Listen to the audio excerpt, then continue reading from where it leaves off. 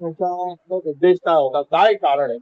आदरणीय पंतप्रधान नरेंद्र मोदी साहेबांच्या नेतृत्वात असलेलं आमचं एनडीए सरकारने नारी शक्ती विधेयक जे काही 2023 ला पास झालेलं ते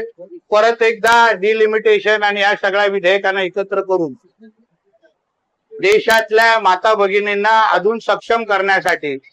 त्यांना उद्या विधानसभा आणि लोकसभेमध्ये पण त्यांना नेतृत्व मिळालं पाहिजे या दृष्टिकोनातून हे विधेयक त्यांनी आणलेलं होतं। पण अपेक्षेप्रमाणे जेव्हा जेव्हा देशातल्या माता भगिनींसाठी काही हिताचं होत असेल, त्यांचा विकास होत असेल, तेव्हा तेव्हा काँग्रेस आणि त्यांच्या मित्र पक्षांनी त्या विषयाला विरोध केलेला आहे। ट्रिपल तलाकचा जेव्हा विधेयक आणलं आदरणीय मोदी साहेबांनी तेव्हा पण हे लोकांनी विरोध केला।